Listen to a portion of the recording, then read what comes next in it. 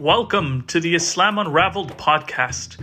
We greet you with the traditional Muslim greeting of peace and blessings, Assalamu alaikum. On this podcast, we seek to help unravel the narratives surrounding Islam and Muslims in the West, as well as build bridges of understanding and friendship between cultures and communities. We acknowledge that our podcast is recorded on the traditional unceded territory of the First Nation peoples of BC. On this podcast, we encourage open discussion, and therefore the views expressed by our guests do not necessarily represent the views of Islam Unraveled. To support the work we're doing, please send your donations to finances@ihsan.ca. That's finances@ihsan.ca. Rabbi Adam Stein, thank you for joining us for the interview and the podcast. You and I have known each other and are friends for the last 3 years or so. And I will say amazing kind of work that we've done together, bringing our Muslim community and Jewish community together and kind of like what I call an interfaith exchange, where we came to visit on your Sabbath on Saturday. And many folks from your congregation came to our Jummah on Friday to join us for our prayers. So I think that was probably a first for Vancouver to have that kind of exchange the way that we did it. It might be, yeah. I've only been in Vancouver about 4.5 years myself, but we'll have to look in the historical archives and see if we made a first there. Exactly. And I will say, part of the discussion we had earlier was talking about, how a lot of misconceptions that people have about communities is because of lack of engagement and lack of getting to know one another. And you and I have become friends over the last few years. We've had the engagement, we've broken bread, we've had multiple conversations and developed a friendship. And I think a lot of people who, let's just say, have never met Muslims or people from the Jewish community or the First Nations community or the Black community, what happens is with this current situation where a lot of siloed kind of viewpoints and echo chambers for communities like white nationalists, as an example, where a lot of the AI algorithms and the way social media works is to grab people's attention and just feed information pertinent to that person's interests. So it's hardening people's viewpoints. And so based on a lot of the work that you've done, and I know you're from the Bay Area in the US, and just kind of your work over the last year, kind of seeing a new rise of a different sophisticated kind of racism and the different types of racism that you've seen in the online sphere, which is unique to this century. Yeah, I think the often I read about these things in the newspaper, and of course online. You're reading about what's terrible things happening online, but you're reading about it online, unfortunately, and hearing about some important podcasts such as yours, of course, and the radio and TV, and the statistics are just really pretty awful. The past several years, the amount of anti-Semitic incidents and Islamophobic incidents, and as you said, incidents against people throughout the world, and especially recently in North America, and really terrible down in the U.S. Anti-Black racism and really terrible things happening for the people from the indigenous community. But as you said, I think that the hatred that is out there and that comes through, especially online, but even in person with hateful incidents, is so awful. But so often it is that lack of knowledge and that lack of person-to-person experience that could lead people to have hateful views of the other because they've never met the other. And I think you're right that just sitting down for a coffee with someone, breaking bread, and having those experiences is so important. And you mentioned the experiences that our communities had together, and you reached out to me at some point 3.5 years ago, and I said to myself, well, who is this guy who's reaching out to me? Why don't I see who he is, and we'll have a chat. And we met downtown, and sat down at a Starbucks, I think, and just had a really great chat about, I'm from here and you're from there, and oh, I know these people and those people. Let's connect about religion and business and culture and our families, and we planned a program. You had already done it in a couple synagogues, and we planned a similar one at ours. And as you described, when Tarek, when you came, I think two Muslim sisters of yours who both run organizations themselves and are involved in the community, and so there are several of you from the and I think all of you are involved in the mosque on 8th Avenue, right? Correct. Yeah, and so I had some experience myself, because I had been to that mosque once for a sad reason. I had come to visit on the evening after the terrible shooting massacre in Quebec, and how many years now is that coming up on the anniversary? It's going to be the 4th anniversary now. So wow. 4 years, January 29th. Yeah. So I arrived here in Vancouver in middle of 2016. So about a half year later, I remember that happening, and there were so many members of the broader community, including the Jewish community, not just here but around Canada, who showed up at mosques a day later, or that following evening, just to have a vigil and show their support. I got there. I think I was caring for my kids, and so I got there a little late, and there were just a small handful of people. But I heard there were like hundreds or thousands of people gathering on 8th Avenue. I know that's one of the original mosques, or maybe the original masjid in the Vancouver area. Is that right? That is correct. Actually, interestingly enough, my uncle was one of the founders back you in told the me late this. 50s. And I think it was formally established in the beginning of 1960, 61, in that range. So yes, it's the first mosque in British Columbia. Wow. I'll tell you a bit of a sweet story. That when I came there, I told you that the huge crowd was gone, and some people were still milling around. And someone greeted me from the mosque and invited me in for a few minutes, and I got to look around a little bit, and I was given a bit of food, and I was down at the bottom of the steps, and I was just milling about with others, and then someone came down the steps, and people were sort of indicating towards that person. He shook a few hands, then walked away and got on his bike and biked away. And I just moved to Vancouver. I didn't know that was the mayor who had just come out of the mosque and was schmoozing with everyone and chatting. And I realized how lucky we are in some ways around here, even though there are many issues to deal with in Vancouver and beyond.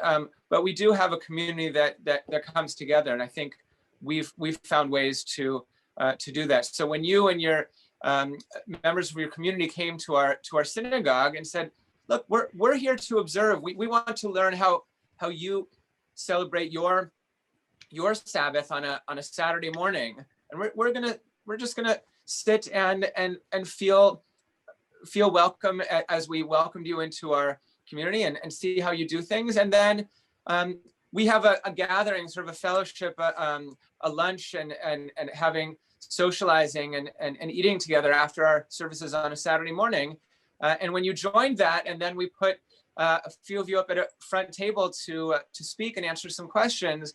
I'll tell you, Tarek, so many members of my community said that was so powerful to hear Muslims in our community speak about their experience as Muslims growing up and being part and into adulthood in the BC and Vancouver community.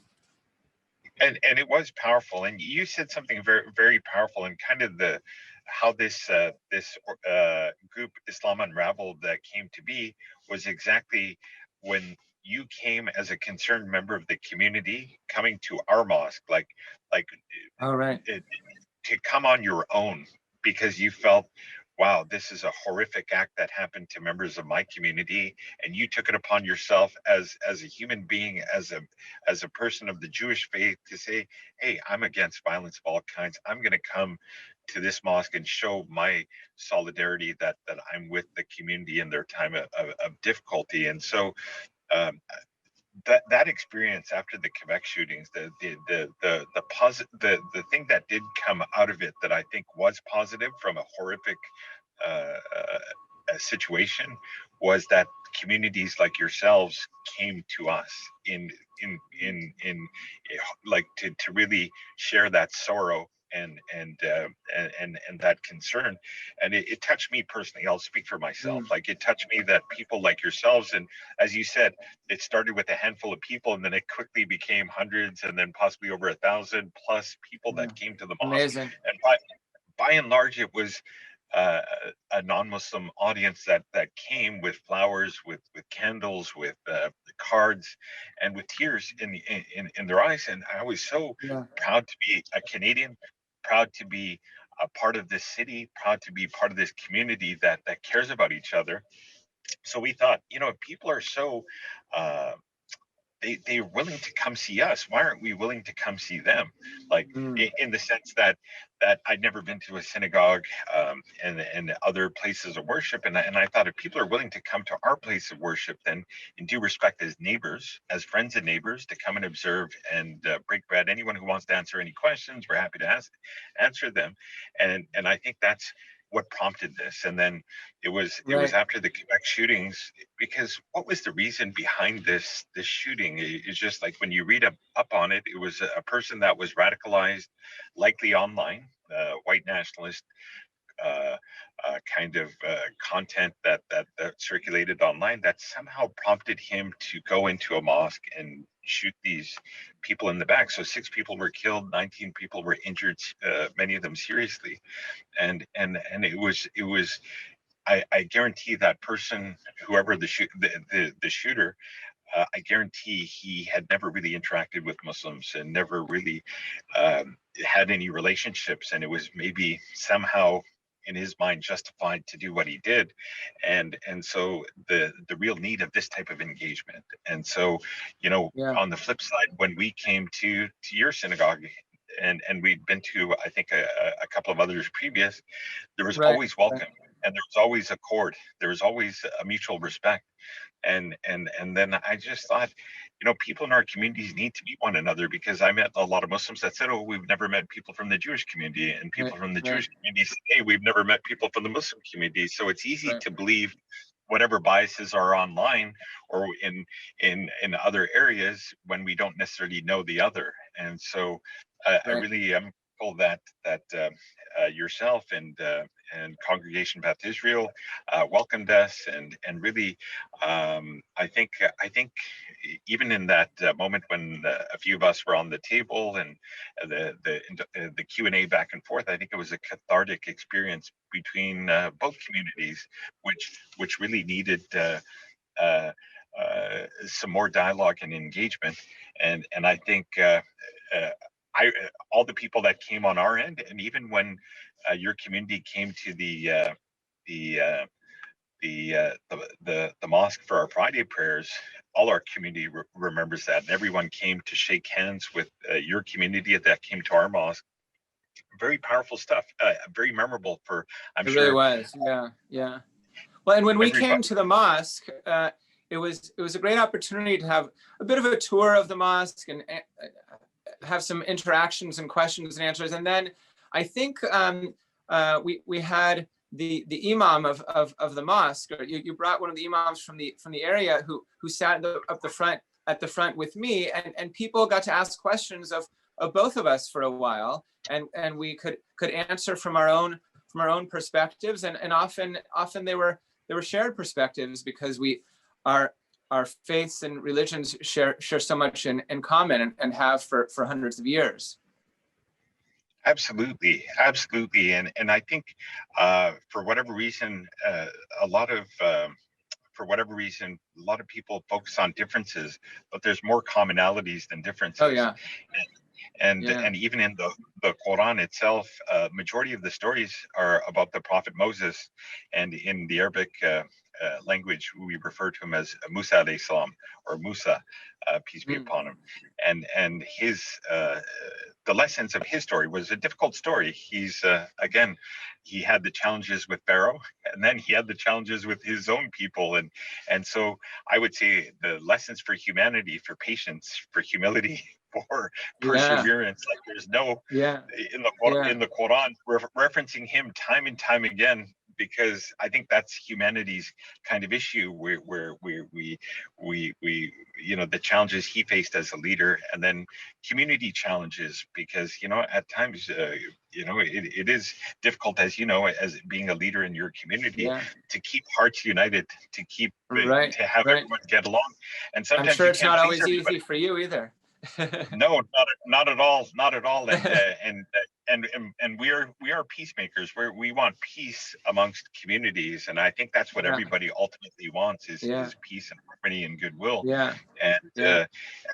And so now, just leading into this, coming to the new year, we're kind of looking at January 29th. We have a memorial coming up, and we have some members of government that are coming. We have the Defense Minister Harjit Sajjan, the Minister of Diversity and Inclusion, Bardish Chugger. We've got the RCMP, the Vancouver Police Department. We've got members of the province, part of their anti-racism. And Tarek, I know you've done some work in the past with the RCMP. When you visited one of our sister synagogues in Richmond, you had a panel with that you were on, along with the rabbi and someone from the RCMP, right?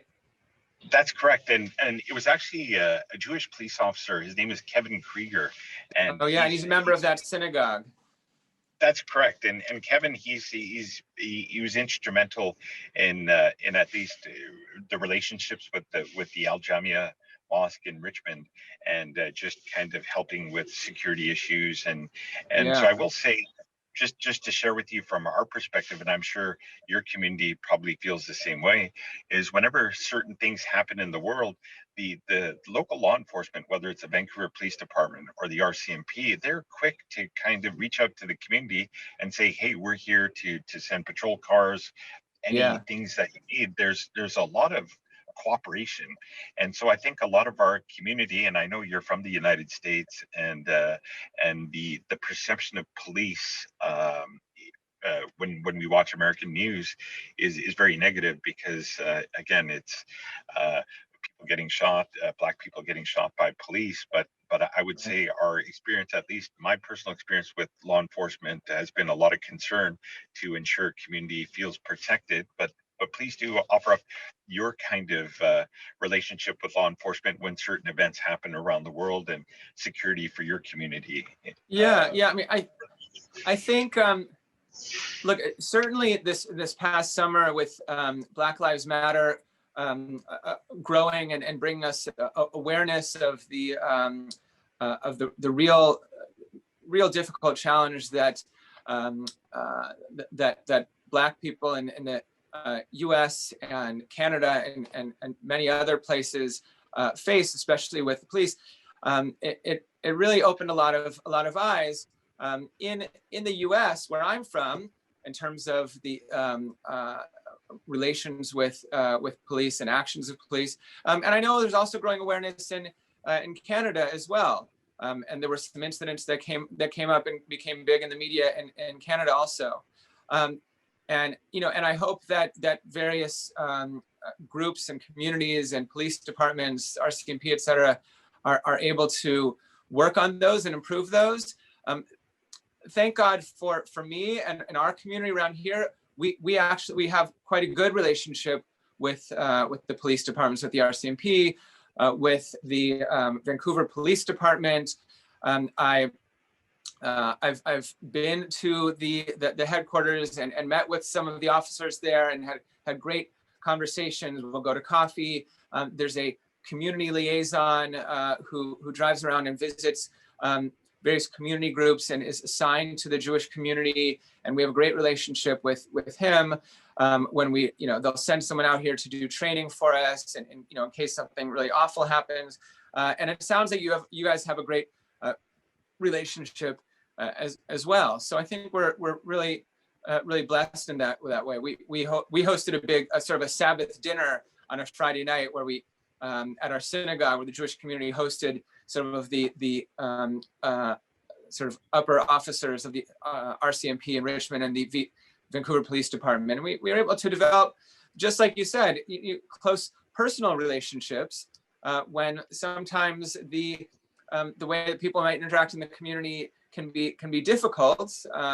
But once you develop those personal relationships, whether it's about police and community members, or Muslims and Jews, or people of different colored skin, those personal relationships that are positive really can drive a positive community relationship as well. Agreed. And in 2018, in Pittsburgh, the Tree of Life Synagogue, and what happened there, and it was almost kind of like obviously a day of sorrow for your community, and we actually came to the Jewish Community Center, and we were with your community for the memorial that was I remember held, in Vancouver, and randomly on the street I was stopped by a woman from the Jewish community that said, "Thank you for coming. We appreciate for you coming to just to be with us in our day of sorrow." And I mentioned how you guys came to our mosque after Quebec City, and so this community that we have here in Vancouver, we are blessed to be in a great city, a great province, a great country, just that has this culture of openness and unity in it. But it's like anything. It's building bridges. It takes consistency, persistence, that communities just have to keep meeting one another, because at the end of the day, many things happen. These online algorithms enforcing bias and hate it seems like, whether it's on purpose or by accident, dividing communities. The human interactions, not the online kind of, but the actual human interactions, are, I think, what can make meaningful change over the long term.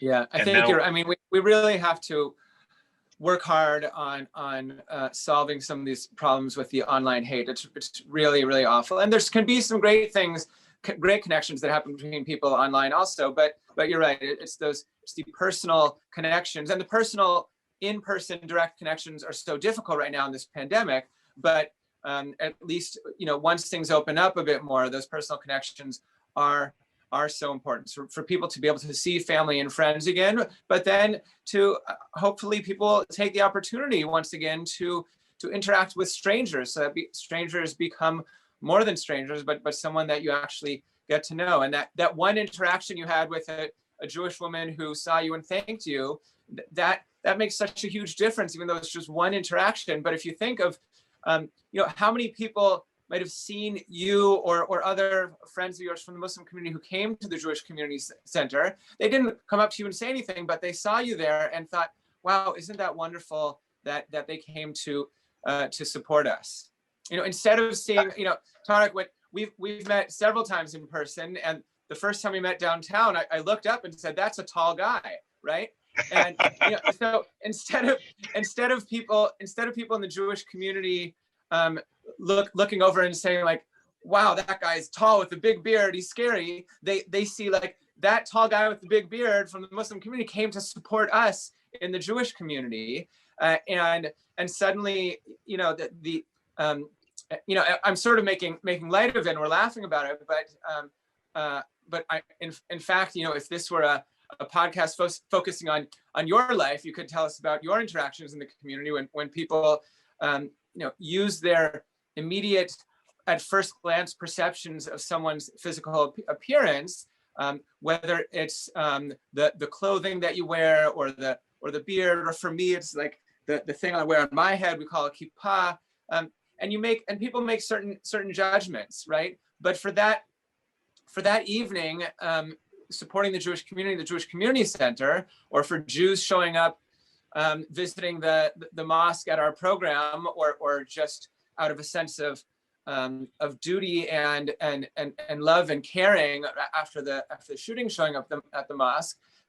It's people seeing a different type of person who has come out of a sense of real care and reaching out, and then they have a different sense of who those people might be, a positive sense.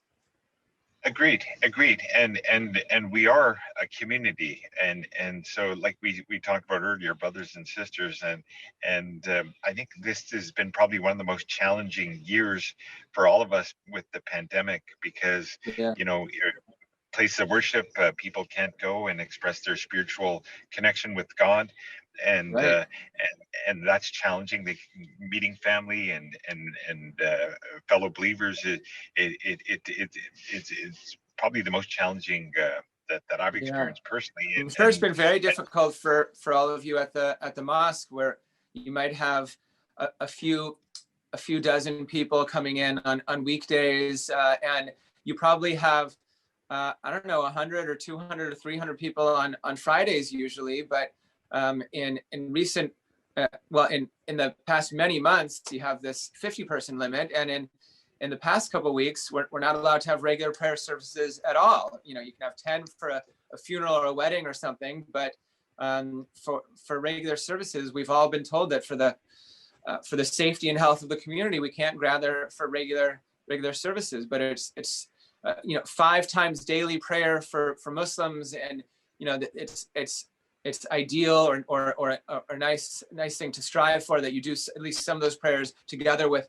other people. I know you can do them by yourself also, and in Judaism also we have 3 times daily prayer, but you can do them on your own, but doing it with other people is such an important thing for so many. And so I think for both of our faiths, and Catholics who can't have mass, it's a real struggle to not be able to have these communal prayer gatherings and other sort of religious gatherings that are such a foundation of our centuries-old faiths.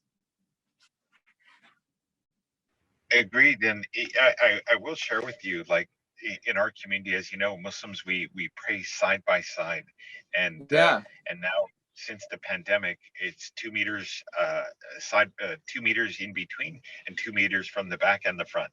So wow. So to fit 50 people in the mosque, our mosque, it's a smaller sized mosque. So right. our ability to fit that many people in, and so again, the protocols, the mask, the hand sanitizer, ensuring, and then a lot of people come late. I've had this situation where I've come late and the cap has been met, and then they have to, and everybody, and they're like, we can't, you can't come in because we hit the cap. I'm sure you probably come across that same thing in your services, and so again, and my it's very tough, and I'm also, my phone number is on a number of community kind of directories, and so people call me, and is the mosque open today? Can we come for prayers? Can we come for prayers, like for the Friday prayers or regular prayers? And the hardest thing is to say no. It's like, sorry, it's closed. It's closed. Right. We don't even know. Like right now, I think we have from the province January 8th.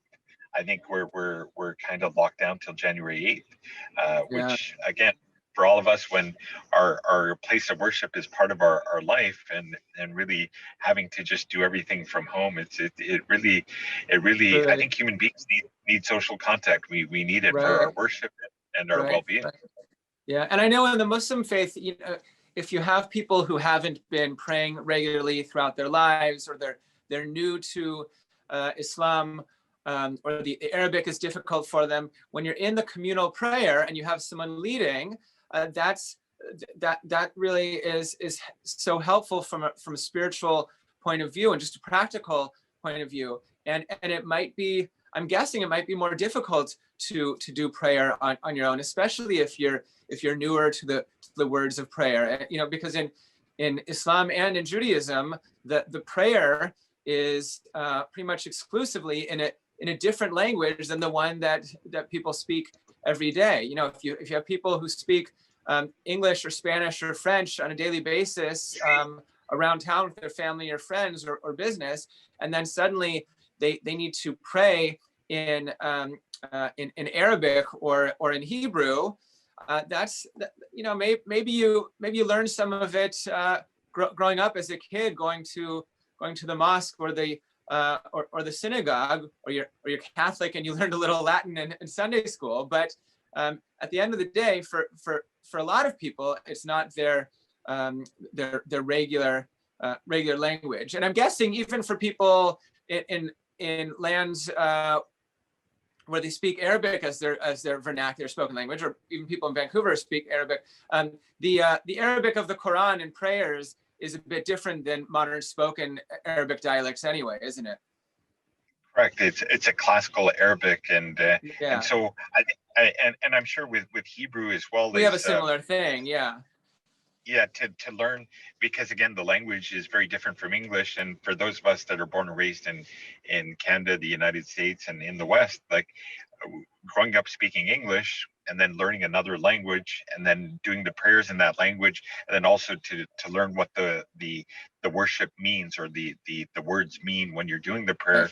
So it is, I'm sure, with Hebrew school as well as with our Arabic Quran classes, it's a lot of that effort is to pronounce it correctly and then to understand what you're saying when you're doing the prayer. Yes. I'm sure you probably have the same challenge that we do, that teaching children or adults how to decode the Arabic or Hebrew language just to be able to pronounce it is one thing.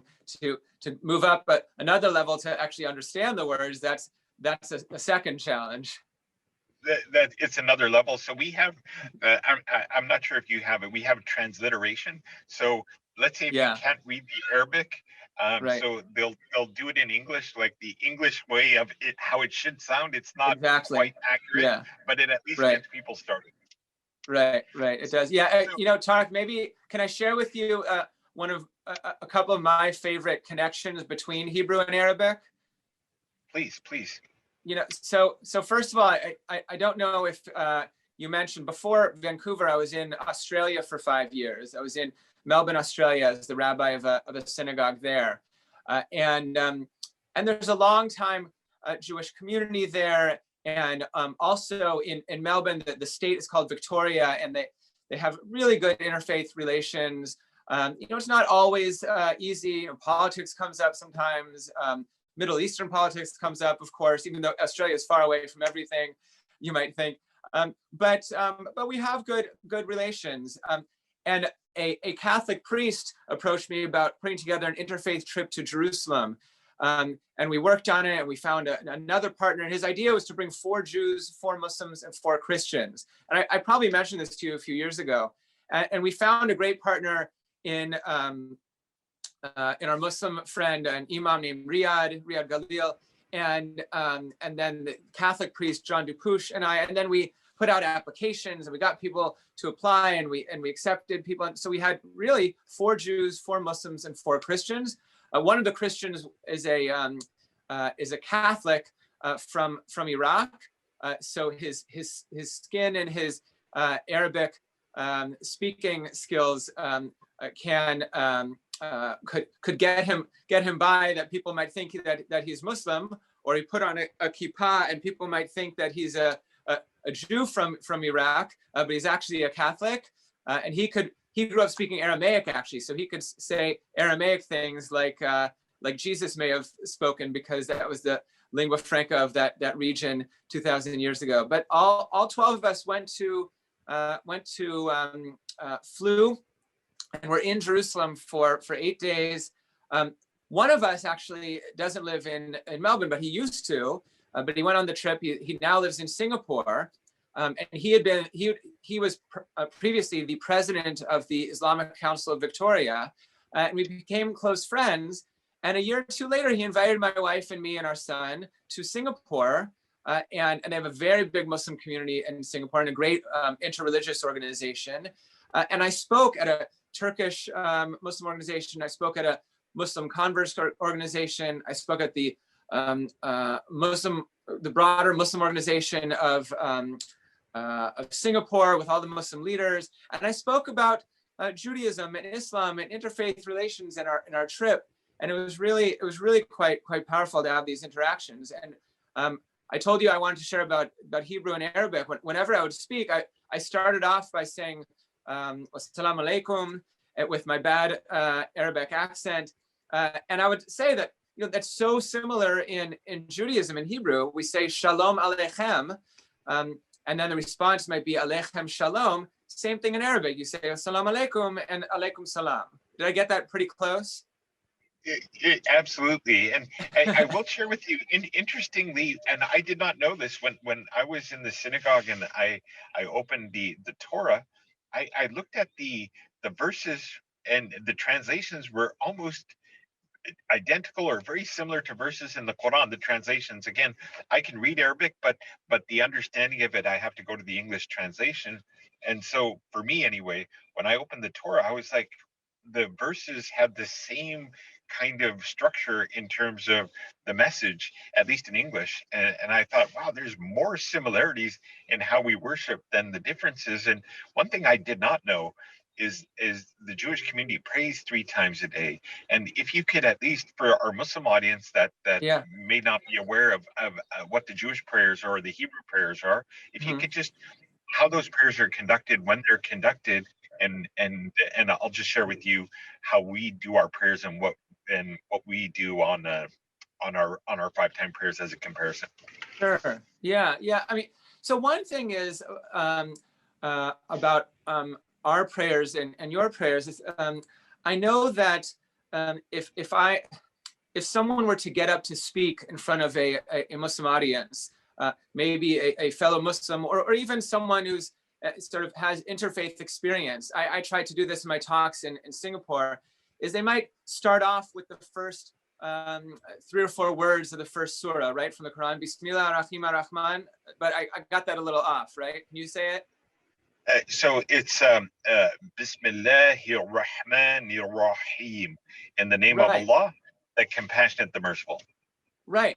So two of those words, which are related to each other in Arabic, are related to the same word in Hebrew, Arachim, Arachman. The R sound and the Ch sound and the M sound. Okay. And those words in Hebrew and Arabic are related also to each other. So in Hebrew, Harachaman is the merciful one. Mirachem is having mercy upon or compassion upon someone else. Okay, so it's a verb, it's a noun, just like in Arabic. Okay, so the most merciful from the Quran. And I would make this point when I would speak, and I've done this many times before, that both the Hebrew and the Arabic words and root letters come from the word for the womb, because both traditions look to the mother's compassion and the womb of the mother as a compassionate and merciful place, and the relationship to the mother and other and really broader to family as a beautiful thing. And so we both have this word for compassion and mercy, and we bring out that word a lot in our prayers. Our prayers, and you asked me, so I'll share a little bit. We have some longer prayers, maybe 30 minutes or so, 40 minutes in the morning on weekdays. We've been doing them on Zoom, for better, for worse, because of the pandemic. It's too bad we can't be in person, but for better, sometimes there's some people who usually wouldn't be able to join us in person, but they're able to join us on Zoom. And our prayers in the morning and the evening are sort of similar to each other, and that they have a sort of a central prayer that's from the Torah called the Shema. Hear, O Israel, the Lord is our God, the Lord is one. And some other paragraphs connected to that Shema prayer, also from the Torah, from the Bible, from Book of Numbers and Deuteronomy.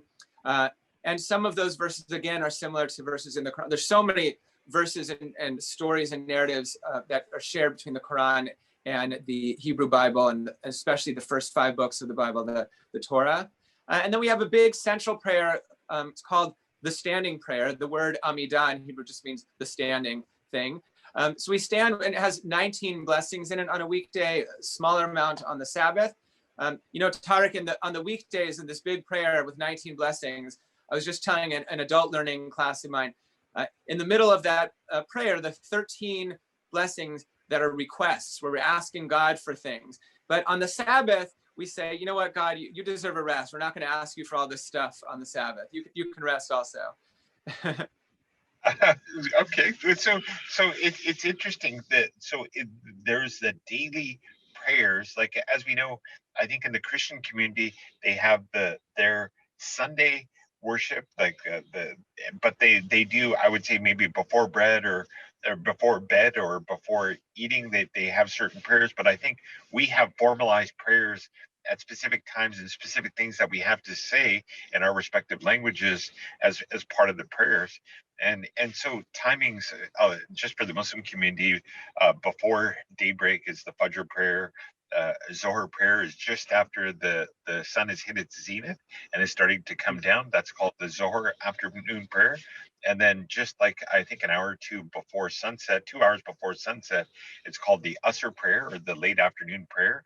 And then as soon as sunset happens and it starts to become dark, that's the Maghrib prayer. And then 1.5 hours to 2 hours after that is the Isha prayer. So it's 5 Right. So prayers in total. you're very, the Muslim community is very, those who try to pray regularly 5 times a day if they can are very connected to those 5 times. And I know that in the past 10 or 15 years, now there are a lot of smartphone apps on Android and iPhones where that you just open your app and you know when the right time is, and then you switch to a different app or the different part of the app, and you can see which exact way to face towards Mecca. Is that right? Absolutely. So the time, whatever time zone, whatever country, and then the compass in the phone that can give you the direction to Qibla. Yeah, and it's funny, we have the exact same thing. There are a lot of apps also in the Jewish community that have all the prayers, and they and you know, maybe in the same app or a different app you have the zmanim. Zman in Hebrew is time, so the times. And we're sort of similar, that the first prayer should be done sometime between about dawn and so it's not exactly at a certain time. It's the morning prayer is between dawn and into the first sort of quarter, a third of the daylight hours of the day, and then the afternoon prayer is done between a little after noon until around sunset. And again, you can see texts from hundreds of years ago up until recently, where rabbis are arguing about the different details of these things. And then the nighttime prayers from once it gets dark or sunset until it could be done anywhere until late at night. But all those prayers are in there in our prayer books. I know that there are many Christian denominations that have more flexible prayers, whereas Catholic and Anglican groups are more set, like Judaism and Islam are more set in our prayers. We have some flexibility. But even, you know, you might have in Islam certain prayers that are specific to certain Eids, like an Eid is sort of a feast day, right? Say that again. Eid or Eid is like a feast day, is that right? Eid, exactly. Eid. Eid. So the Eid. Eid, the first Eid, in my Arabic, it's like they have a deeper pronunciation. Eid. It's okay. But mine is terrible. So the Eid. So the first one is actually after the 30 days of fasting in Ramadan. So right. After that is the celebration of the end of the month, and it's a the largest gathering of Muslims, right. Like much more beyond than the Friday prayers. Like everybody who would never much more beyond what you were allowed to have this year, unfortunately. Exactly, and it would be thousands of people. We do it at the convention center, or BC Place, or big venues where we could handle a much bigger crowd. And so that's the first one. And then there's the second Eid, which is Eid al-Adha, which is after the Hajj pilgrimage. So around the world, we do a sacrifice. It's called Qurbani, which is for like the Prophet Abraham, or Ibrahim alayhi salam, as we call him. So there is in Hajj, there's a few rituals that we do. So one is called the stoning of the Satan, where Satan said, don't, like when God commanded Abraham to to sacrifice his son, and so there are three places where Satan said, "Don't do it, don't do it. It's your son, it's your son. You can't do this." So those three places, and that story is very powerful in Judaism as well, where about Abraham and his son.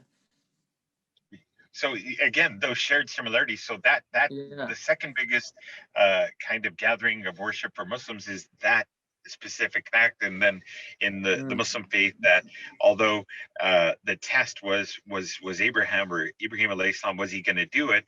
And so and then that was the test of his faith, and then in honor of that test of faith, we sacrifice a lamb, or whichever animals according to the Islamic faith that are allowable for sacrifice, whether it's a lamb, a goat, a cow, a camel. Is that still done in Islamic Muslim communities around the world?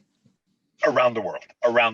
It's in honor of that sacrifice of that the test of his faith. So Muslims, to honor that specific act of worship for the test of the Prophet Abraham's faith of that sacrifice. So that is our second biggest gathering and event in our Muslim community. It's good that the what's the name of the mosque on 8th Avenue? Al Jamia Mosque. It's called Al Jamia Masjid, exactly. Al Jamia Masjid. It's good that Al Jamia Masjid, the mosque, is just down the street from Whole Foods, right? You can get the. No, I'm just joking. As you were talking about the sacrifices that you do, what did you say the Arabic name for the sacrifice is? It's called Qurbani. Okay, well, if we had a lot of time, I'd make you guess for 5 or 10 minutes what the Hebrew word for sacrifice is, but I'll just tell you, it's korban, which is almost exactly the same word. You just drop the E sound at the end from the Arabic, and you get korban. Again, if there are scholars and rabbis and imams who are involved in a lot of scholarly pursuits and interfaith activities, and they know hundreds of these words that are similar, more than the few that I know. But there's another easy one that in Hebrew, I'm not sure if it's the same in Arabic, but in Hebrew, the word korban, or korbani in Arabic, it's from the word to be close, or to bring close, because you're bringing something close to God when you do that sacrifice. Yeah, no, and the similarities, I would say, the Jewish faith and the Muslim faith, there's more similarities than differences, and I will one anecdotal story. I was at an airport. I think it could have been either Korea or, but I was at an airport, and there's a Jewish gentleman. He was wearing the kippah, and he was doing the prayer, and I was doing my prayer. So we were kind of like anyone walking by, because a lot of times you're doing your worship in a public place that is not necessarily designated for worship. So I understood his challenges. He understood my challenges. We're just trying to do our prayer at the time that we're supposed to do it in a public, uncomfortable place, but we just got to do it. And so we had that shared kind of, hey, well, we just got to do what we got to do. We're in this public space, and he did his prayer, I did mine. And I remember I was at either Temple Shalom or Temple or a Congregation Beth Israel, and somebody once said he hadn't taken his kippah off. He says, if I wear the kippah, I haven't taken this off since I've been mature. I always wear this in public. And so in our community, as you know, that we're visibly our faith, whether it's the beard or wearing the cap or the clothing, we're visibly hijab. Or hijab, we're visibly recognized for our faith because of how we physically appear, and so similarly, like wearing the kippah, or in the Muslim community having the beard, or wearing either the cap that we wear, or the Islamic turban, or what have you, which is not common, but these are things. It's like an expression of, what my faith, my belief is, like, regardless, like, I think in North American society, people want this kind of, I want to be like everybody else. I don't want to be kind of singled out for being different because of my faith or my race or my appearance. But I think part of our expression of our our commitment to our faith is that outward appearance of faith, of our commitment to whether wearing the kippah or the beard, or aspects of our faith that are more visible, that aren't the intangible faith aspects. And so those are shared similarities as well, that to express our faith in our physical appearance. In the Muslim community, you may be aware that particularly women that wear hijab get singled out for a lot of Islamophobic kind of abuse, verbal abuse, let's say on transit, the SkyTrain or the bus, because they have a physical expression. And I will share with you, I had some racism directed against me. So I used to wear black all the time. I used to like to wear black. In the 90s, you remember, like the Armani had the black, everyone wore black. So I would get mistaken for being Jewish. And so I would have anti-Semitic things said to me.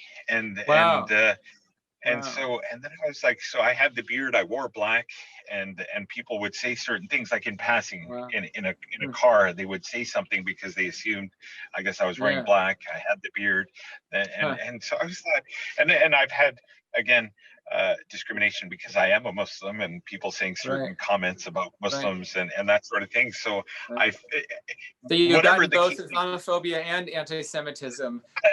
I've gotten both. They're both terrible, but one was incorrect. Exactly.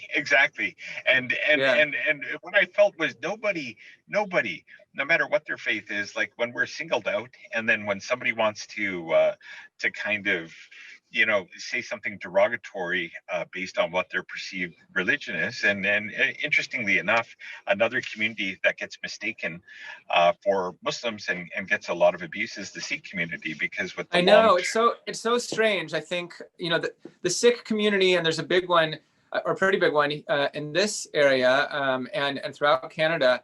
I mean, worldwide, it's huge. I mean, Judaism is maybe 13, 15 million or so, and the number of Muslims around the world is very large compared to the small Jewish community, and Sikh community is very large around the world, and I think for some reason people see the turban that Sikhs wear and think Muslim. You said there are some Muslims who do wear a turban, but it's not that common. You said, right? Common.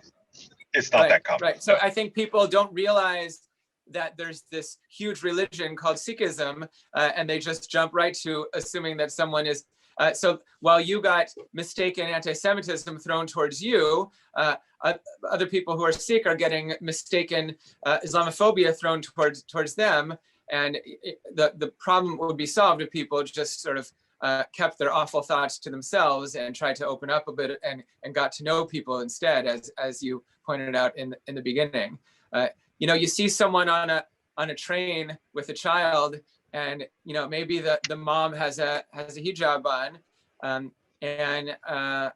sometimes the best thing is to just be friendly and say, can I help you with the door, or such a cute kid, or something, and you might even get into a conversation and realize that that the person who looks like this or that, with whether it's a certain type of head covering or beard or hijab or something, or turban, and that thing made you think certain thoughts that come from your experiences with the media or movies or whatever, that it's not true at all. This is just a regular person who has all sorts of interesting and positive and negative and challenging things going on in their lives, just like you and I do. Absolutely, and racism and prejudice springs from ignorance, and I think case in point, we don't have to name names. An election down south, you realize that a certain rhetoric resonates with people, and when people, and I think in certain communities and states and provinces and cities and towns, I grew up in a small town where it was an all-white community, a very few handful of people that were from India or Pakistan or kind of so again, having brown skin in an all white town is a bit growing up, you're different and you don't have the same I imagine. kind of and the religion is different and all that sort of thing. So I think what happens is, and I grew up in the 80s, and so this perception that Russia at that time had all the negative press, USSR, communism, and I believed all of it. All our neighbors talked about it, this fear of this nuclear holocaust, all that kind of stuff. And then in the 90s, after the first Iraq war and then September 11th, and this anti-Muslim drumbeat in multiple either media, in public conversation, and so when we started this program called Islam Unraveled, which was again engaging the wider community, government agencies, faith-based communities, and we met the social workers, and they were saying that like I thought people misunderstood Muslims and Islam, or maybe disliked Muslims. And he says, no, they actually hate Muslims. And I was like, hate? That's a strong word, hate. And I was like, wow. He's like, the accepted common day conversations amongst people that aren't Muslims, at least from the social worker context, to hate on Muslims for whatever reason, was common, and I didn't realize it was that common. But then I remember my childhood in Fort St. John, and Russia is this and Russia is that, and if people didn't know Muslims, it's very easy to believe what's in the media that's slanted in a negative light about Islam and Muslims. And again, just like what you and I talked about before, we're human beings, we have hearts, and we care for one another. And then by you coming to the mosque, just that feeling of horrific thing happened, I want to show my care for my neighbors. And similarly, coming to the Jewish Community Center and the various synagogues, is that we are a community, and the only way hate can really, hopefully, if there is a cure for hate, is this engagement, friendship, breaking bread. Because again, Jews, Christians, and Muslims have lived together for hundreds and hundreds of years, and so peacefully in a lot of cases. And but now things are getting so siloed, and so again, our goals are mutual, that community harmony, neighborly relationships, friendships, and I want to really thank you for taking your time out. I know I know you were sick for a period of time, and I know this coronavirus type situation is really just one of the most kind of difficult years for a lot of us. And so I really appreciate you taking your time out to kind of have this discussion. Thank you. Yeah, and it's true, with all the colds and flus going around now with the kids and everything. Anytime the sniffles or the runny nose or cough comes up, I had my kids home from school for a couple of days this week. Just you can't send them to school with any sort of symptoms, because you got to be careful. But it's a tough season we're going through now, with not just coronavirus, but all the regular winter viruses going around. So I hope, wishing for much good health for your family as well, Tarek. Absolutely, thank you, and my feelings the same for your family. And I know in your community, in our community, we do prayers before we do something, we do prayers after we do something. And just to share with you a prayer that we recite in all our prayers, just to close our discussion, and I'm sure there's very similar prayers in the Jewish faith. So I'll start. A'udhu billahi minash shaitanir rajim. Allah, protect us from Satan the accursed. Bismillahir Rahmanir Rahim. In the name of Allah, the Compassionate, the Merciful. Alhamdulillahi Rabbil Alameen. All praise to the Lord of all that exists. Ar-Rahman, the Compassionate. Ar-Rahim, the Merciful. Maliki Yawmiddin, Master of the Day of Judgment. Iyyaka na'budu, you alone we worship. Iyyaka nasta'in, you alone we seek help from. Ihdina siratal mustaqim, guide us to the straight path. Siratal ladina an'amta alayhim, to the path of those that have earned your favor. Ghayril maghdubi alayhim waladdallin, and not the way of those that have earned your anger and went astray. So that is our prayer. Usually I say it verbatim, but breaking it up and then saying the English through my It's rhythm. tough. Yeah.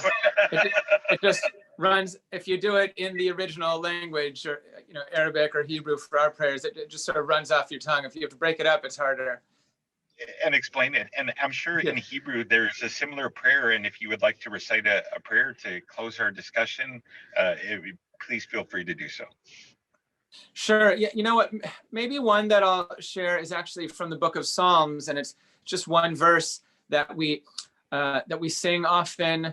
I wouldn't say it shows up in our prayers so much, but we sing it because we appreciate the opportunity to be together, and it says, and I'll just say and explain it, and then I can sing it once.